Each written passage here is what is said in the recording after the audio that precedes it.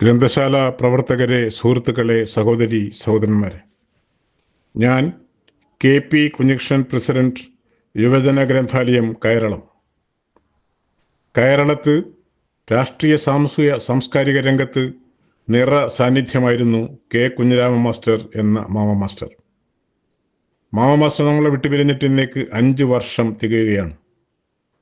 കേരളത്ത് ആദ്യമായി കുടിപ്പള്ളിക്കൂടം സ്ഥാപിച്ച് പാവപ്പെട്ട സാധാരണക്കാരുടെ കുട്ടികൾക്ക് വിദ്യാഭ്യാസത്തിന് തുടക്കം കുറിച്ച വ്യക്തിയും ജ്യോതിഷ പണ്ഡിതനുമായ കയ്യൂരത്ത് കൃഷ്ണഗുരുക്കളുടെയും ദേവകിയുടെയും മകനായി 1934 ഡിസംബർ 20 മാമ മാസ്റ്റർ ജനിച്ചത്.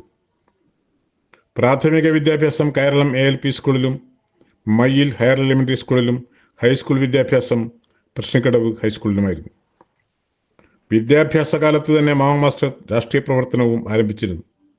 ഒളിവിൽ കഴിയുന്ന സഖാക്കൾക്ക് കത്ത് എത്തിച്ചു കൊടുക്കൽ ഒരു പ്രധാന ജോലിയായിരുന്നു അന്ന്. വീട്ടുകാർ അറിയാതിരിക്കുവാൻ പുറത്തു കിടക്കുന്ന പായിൽ വലിയ മട്ടൽ കൊത്തി കടത്തിവെച്ച് തുണി കൊണ്ട് പുതപ്പിച്ചിട്ടാണ് മാമ മാസ്റ്റർ രാത്രി യാത്ര ആരംഭിക്കുന്നത്. ഏൽപ്പിച്ച ജോലി കഴിഞ്ഞ് പുലരുന്നതിന് മുമ്പേ വന്ന് കിടക്കും. ഇത്തരം പ്രവർത്തനങ്ങൾക്ക് ശക്തി പകർന്നത് മാമ മാസ്റ്ററുടെ കുടുംബ പശ്ചാത്തലമാണ്. മാമ മാസ്റ്ററുടെ അമ്മാമൻ അറിയപ്പെട്ട സ്വാതന്ത്ര്യ സമര സേനാനിയും പിന്നീട് കമ്മ്യൂണിസ്റ്റുമായിരുന്നു. 1948 കാലത്ത് കമ്മ്യൂണിസ്റ്റ് പാർട്ടിയെ നിരോധിച്ച കാലത്തെ മുന്നണി പടയാളിയായിരുന്നു സഖാവ് KK പണിക്കർ. കണ്ണൂരിനടുത്ത ഏച്ചൂരിലായിരുന്നു പണിക്കരുടെ വീട്. AKG, EMS, KPR Gopalan, കേരളീയൻ, Sardar Chandragupta തുടങ്ങിയ നേതാക്കളെല്ലാം ഒത്തുകൂടുന്നത് പണിക്കരുടെ വീട്ടിലായിരുന്നു. 1950 സഖാക്കൾ അറാക്കൽ, സർദാർ ചന്ദ്രഗുപ്ത്, കണ്ണാടിപ്പറമ്പിലെ കണ്ടൻ കുഞ്ഞിരാമൻ എന്നിവരെ പോലീസ് അറസ്റ്റ് ചെയ്തു. പോലീസിന്റെ ക്രൂരമായ മർദ്ദനമേറ്റ് സഹിക്കാൻ കഴിയാത്ത ഘട്ടത്തിൽ സർദാർ ചന്ദ്രഗുപ്തിൽ നിന്നും ചില പാർട്ടി രഹസ്യങ്ങൾ പോലീസുകാർ ചോർത്തിയെടുത്തു. അറസ്റ്റ് നടന്ന ദിവസം രാത്രി ഒരു വൻ പോലീസ് വ്യൂഹം പണിക്കരുടെ ഏച്ചൂരിലുള്ള വീട് വളഞ്ഞു. എന്നാൽ സഖാക്കളെ അറസ്റ്റ് ചെയ്ത വിവരം അറിഞ്ഞ തന്ത്രശാലിയായ സഖാവ് പണിക്കർ വീട്ടിലുള്ള സർക്കുലറുകളും സൈക്ലോസ്റ്റിക് മിഷനും ബന്ധപ്പെട്ട രേഖകളും എല്ലാം നേരത്തെ തന്നെ സ്ഥലം മാറ്റിയിരുന്നു. പോലീസ് വളരെ കാര്യമായി സന്തോഷിച്ച് നടത്തിയ പരിശോധനയിൽ ഒന്നും ലഭിച്ചില്ല.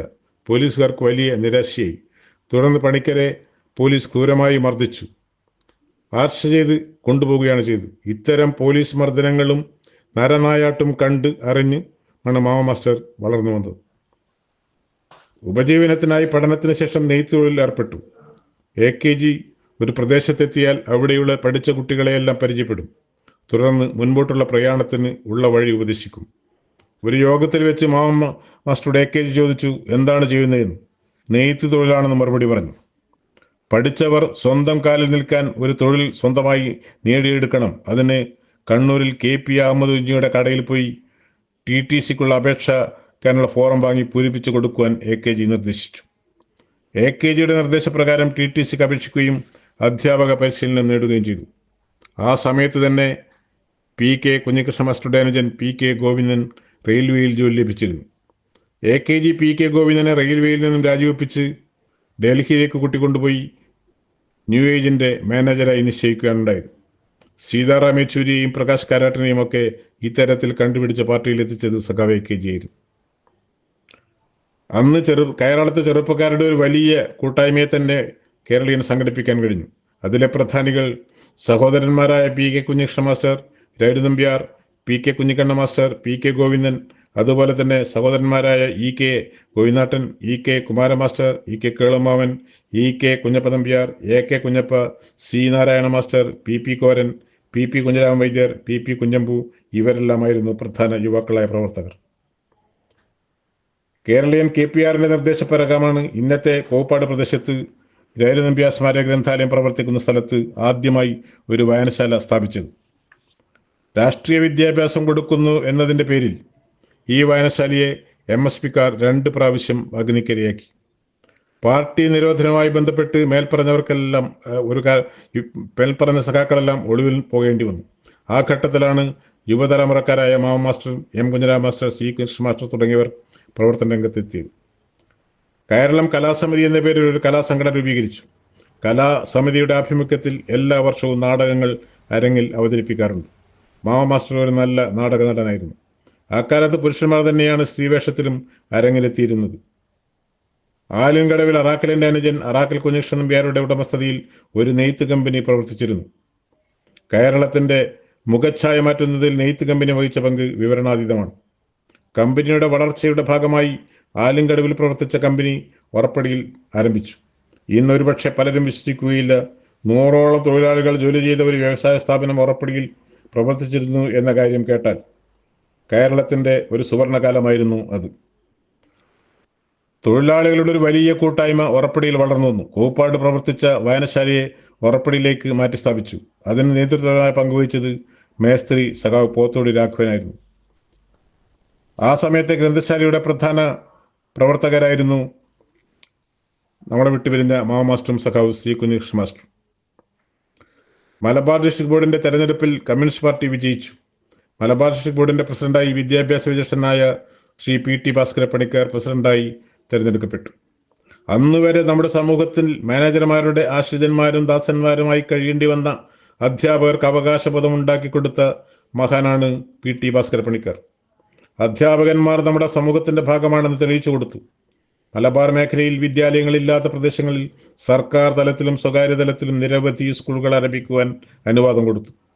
ഇതിന്റെ ഭാഗമായി മാസ്റ്ററും സി കുഞ്ഞകൃഷ്ണൻ മാസ്റ്ററുമെല്ലാം ബോർഡ് സ്കൂളുകളിൽ അധ്യാപകരായി നിയമനം ലഭിച്ചു. 1960 മാസ്റ്റർ നുച്ചാട്ട് LP സ്കൂളിൽ അധ്യാപകനായി ജോലിയിൽ പ്രവേശിച്ചത്. ഇത്തരത്തിൽ നിയമനം ലഭിച്ചവർക്കെല്ലാം അധ്യാപക പ്രസ്ഥാനത്തിന്റെ ഉച്ചരന്മാരായ നേതാക്കളായി പിന്നീട് ഉയർന്നു വന്നു.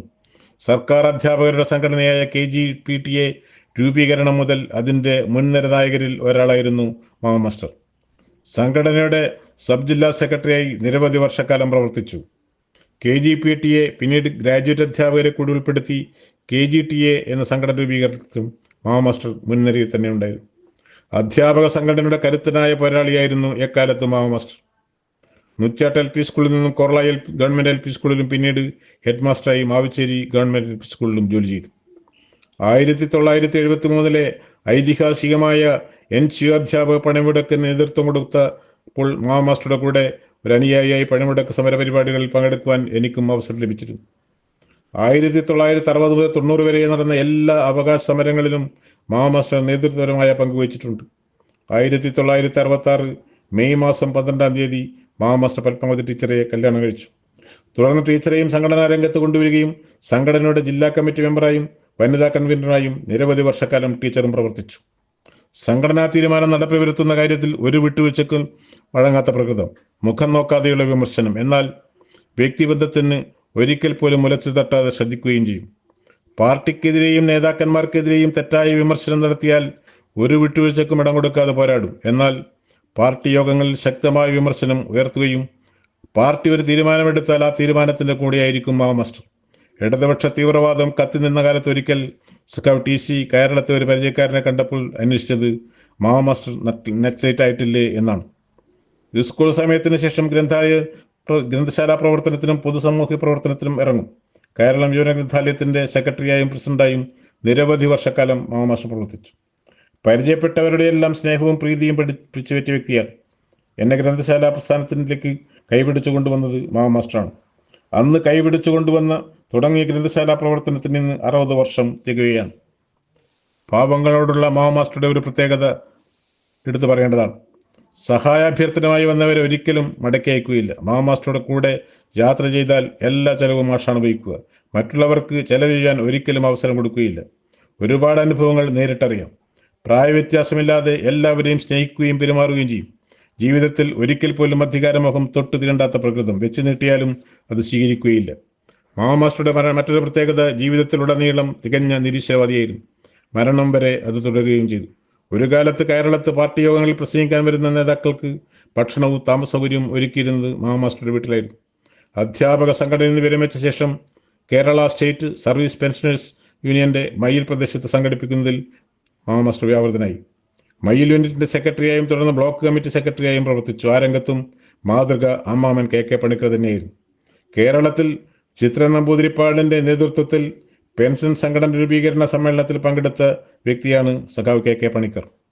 കണ്ണൂർ ജില്ലയിൽ KSSPU പ്രവർത്തനത്തിന്റെ തുടക്കം കുറിച്ചത് KK പണിക്കരാണ്. ഞാൻ ട്രഷറിയിൽ ജോലി ചെയ്യുന്ന കാലത്ത് രാവിലെ 8 മണിക്ക് ദിനം മാസം 1-ാം തീയതി മുതൽ 10-ാം തീയതി വരെ പണിക്കർ ട്രഷറി വരാന്തിയിലെത്തും. പെൻഷൻ വാങ്ങാൻ വന്നവരെ സംഘടനയുടെ ആവശ്യകത ബോധ്യപ്പെടുത്തുകയും അവരെ പെൻഷൻ സംഘടനയിൽ അംഗങ്ങളായി ചേർക്കുകയും ചെയ്യും. ഞാൻ നേരത്തെ സൂചിപ്പിച്ചതുപോലെ അമ്മാമൻ കെ പണിക്കർ കാണിച്ച പാതയിലൂടെ മാമ മാസ്റ്ററും ആരോഗ്യം അനുവദിക്കുന്നതുവരെ പെൻഷൻ സംഘടനയ്ക്ക് വേണ്ടി പ്രവർത്തിച്ചു. കയറളത്ത് സഖാവ് രാജനമ്പ്യാരുടെ നാമധേയത്തിൽ കോപ്പാട് നിർമ്മിച്ച രാജനമ്പ്യാർ സ്മാരക ഗ്രന്ഥാലയത്തിന്റെ പുതിയ കെട്ടിടം ഉദ്ഘാടനം ചെയ്തത് സഖാവ് മാമ മാസ്റ്ററാണ്. 3-ാം ലൈബ്രറി കൗൺസിൽ പഴയകാല ഗ്രന്ഥശാല പ്രവർത്തകരെ ആദരിക്കുന്ന പരിപാടി സംഘടിപ്പിച്ച് ആദരവ് ഏറ്റുവാങ്ങിയവരിൽ പ്രധാനി മാമ മാസ്റ്ററായിരുന്നു. കോവിഡ് കാലത്ത് പറയത്തക്ക അസുഖങ്ങളൊന്നും ഇല്ലാത്ത അവസ്ഥയിലാണ് മാമ മാസ്റ്റർ നമ്മളെ വിട്ടുപിരിഞ്ഞത്. അതുകൊണ്ട് തന്നെ പ്രിയപ്പെട്ടവർക്കൊന്നും മാഷെ കാണാൻ സാധിച്ചില്ല എന്നത് ഏറെ ദുഃഖകരമായിരുന്നു. ഒരു നല്ല പൊതുപ്രവർത്തകന്റെ ഒരു ഉത്തമ മാതൃകയാണ് മാമ മാസ്റ്റർ. മാമ മാസ്റ്ററുടെ ജ്വലിക്കുന്ന സ്മരണകൾക്ക് മുമ്പിൽ ആദരാഞ്ജലികൾ അർപ്പിക്കുന്നു. എല്ലാവർക്കും അഭിവാദ്യങ്ങൾ.